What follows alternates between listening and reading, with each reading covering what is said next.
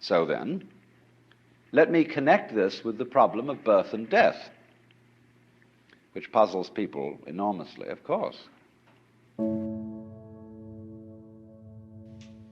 There really isn't anything radically wrong with being sick or with dying.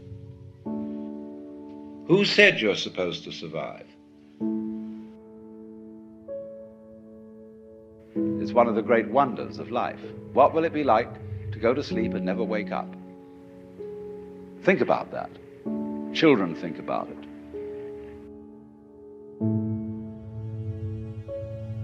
And if you think long enough about that, something will happen to you. You will find out, among other things, that it'll pose the next question to you: what was it like to wake up after having never gone to sleep? That was when you were born.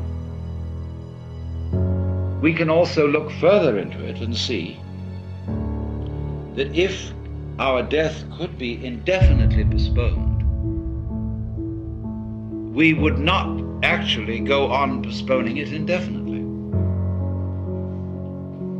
Because after a certain point, we would realize that that isn't the way in which we wanted to survive. Why else would we have children? Because children arrange for us to survive in another way, by, as it were, passing on a torch, so that you don't have to carry it all the time. There comes a point where you can give it up.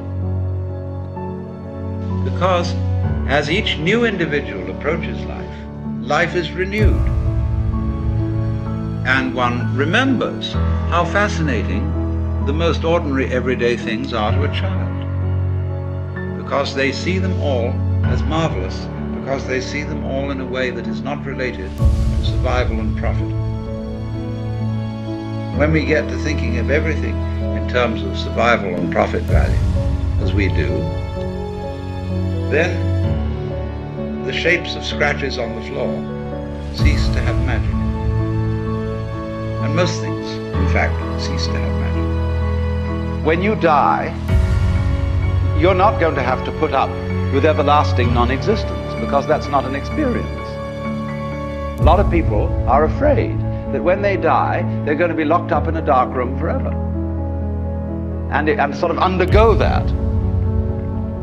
You see, you can't have an experience of nothing. Nature abhors a vacuum. So after you're dead, the only thing that can happen is the same experience, or the same sort of experience as when you were born. It is not, therefore, natural for us to wish to prolong life indefinitely. But we live in a culture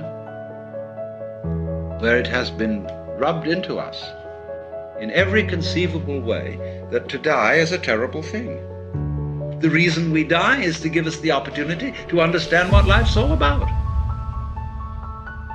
By letting go. Because then we come to a situation that the ego can't deal with. When we are no longer hypnotized by that, then our natural consciousness can see clearly what all this universe is for. If any one of us could at this moment be as one about to die, genuinely and honestly,